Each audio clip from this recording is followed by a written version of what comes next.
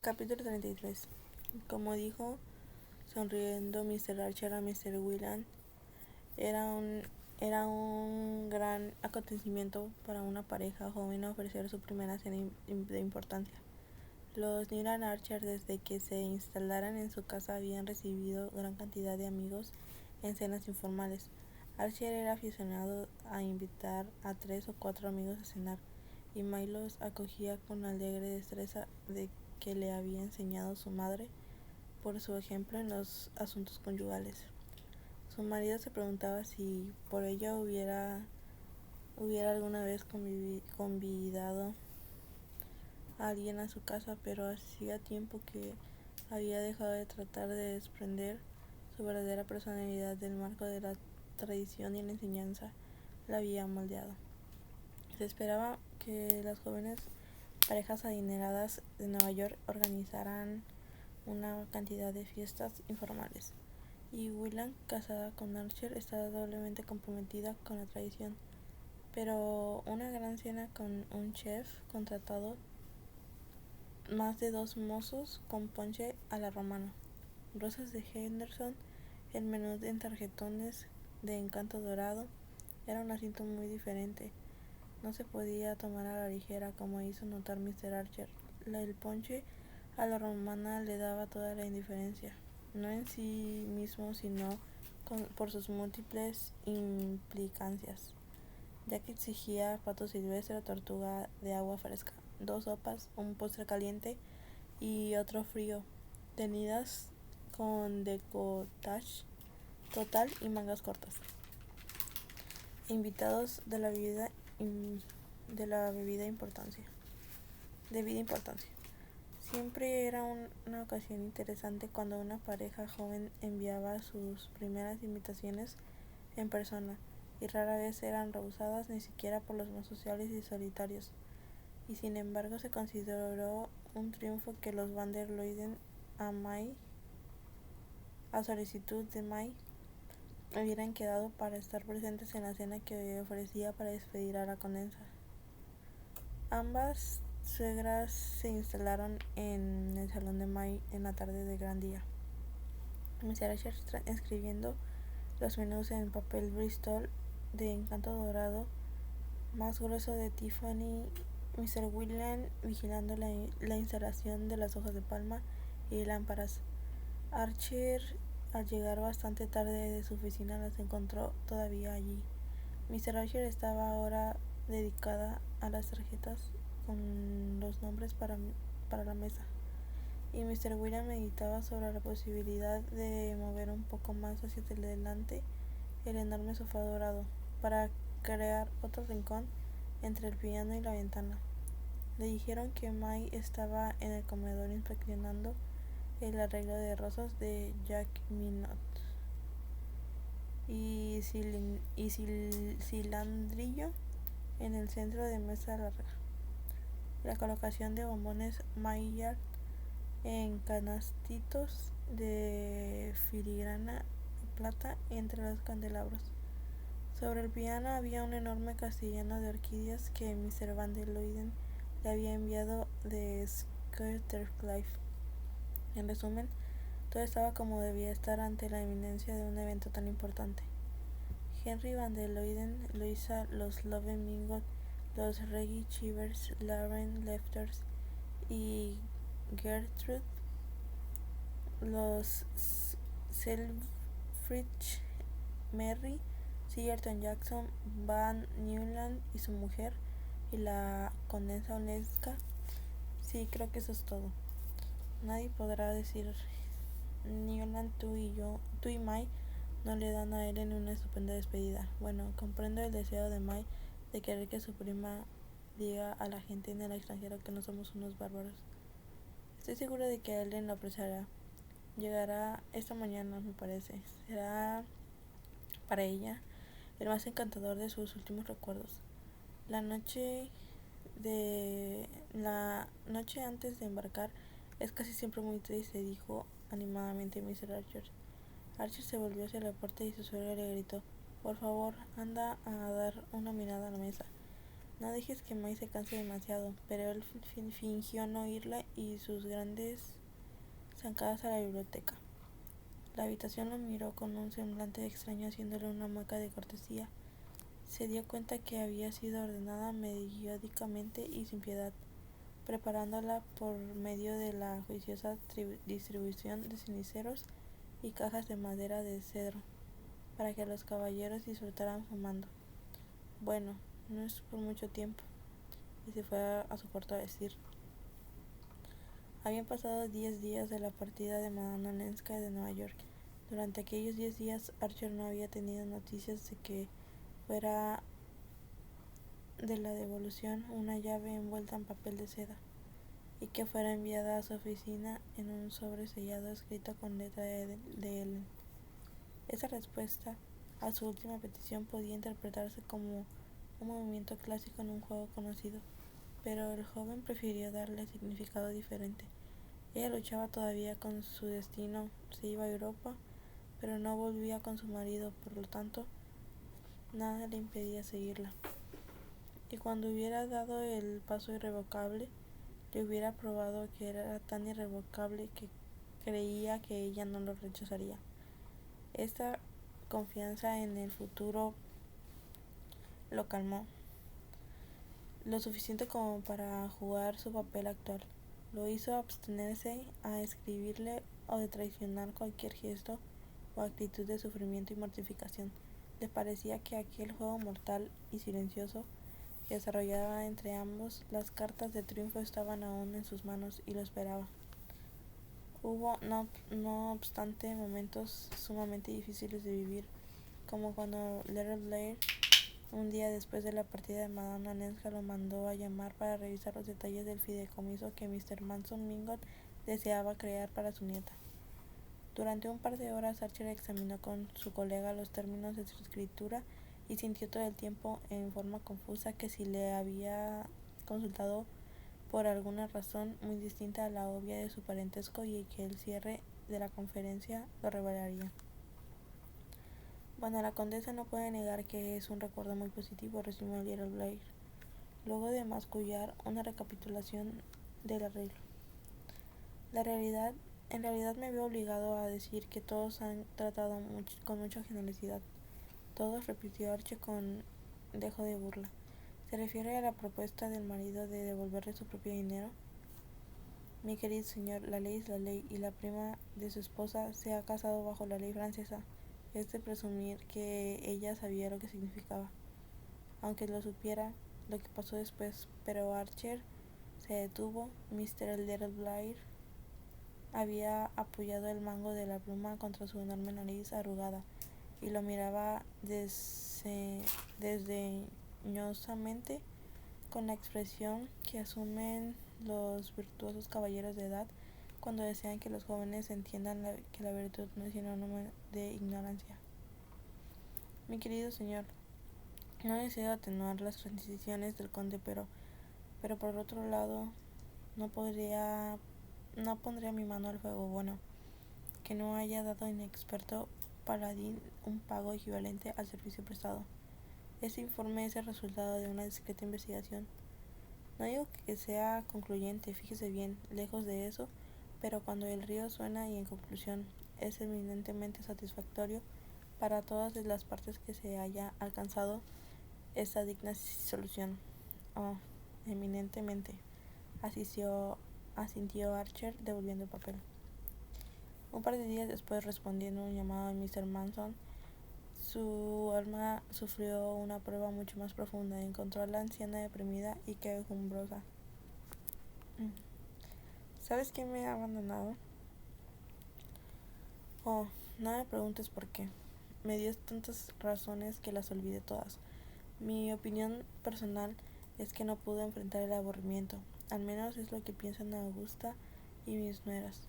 Y no sé si echarle a ella toda la culpa. Olenski es un maldito sinvergüenza, pero la vida con él debe haber sido muchísimo más alegre en la Quinta Avenida. Claro que la familia no lo admite. Todos piensan que la Quinta Avenida es el cielo con la rue de la Paix de regalo. Y por supuesto mi pobre Ellen no pretende volver con su marido. Se mantuvo más firme que nunca en este punto, así que se instalará en París con esta loca de Madora.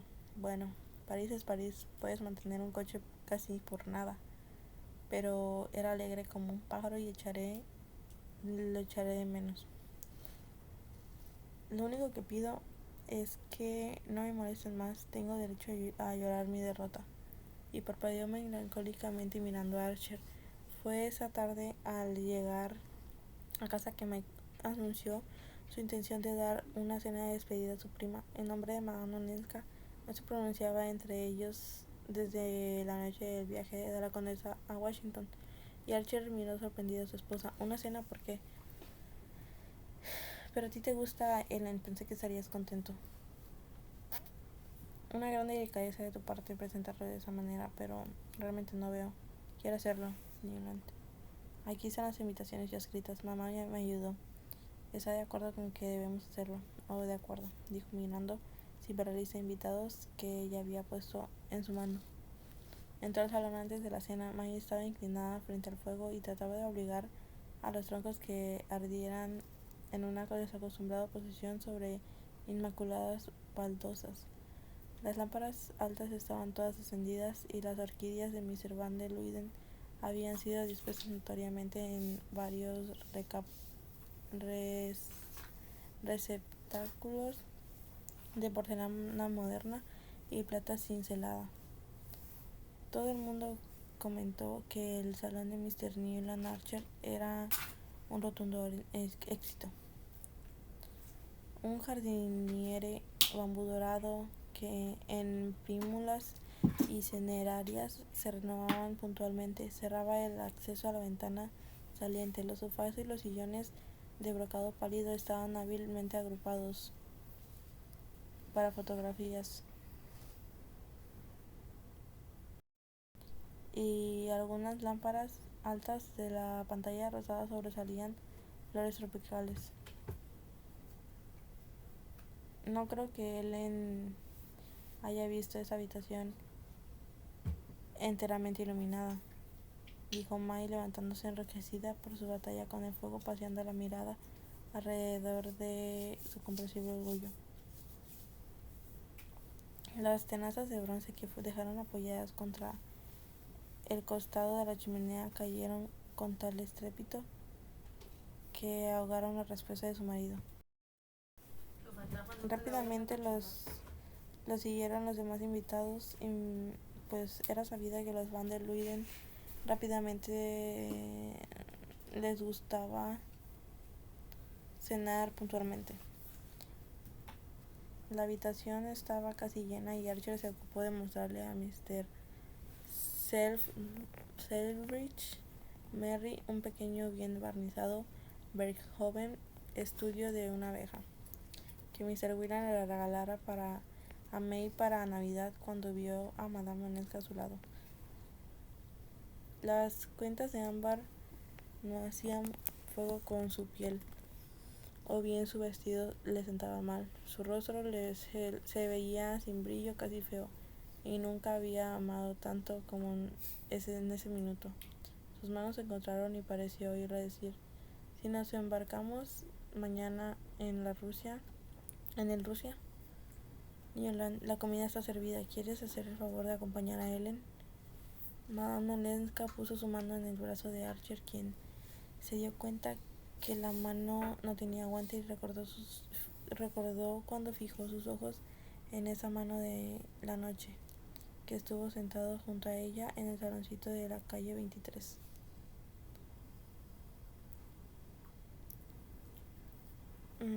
Toda la belleza se había abandonado su cara, pareciera haberse refugiado en los largos dedos pálidos con pequeños hoyuelos en los nudillos que descansaban en su manga, y se dijo: la seguiría aunque solo fuera para volver a ver su mano, solo por tratarse de una fiesta ostensiblemente dedicada a una visita extranjera.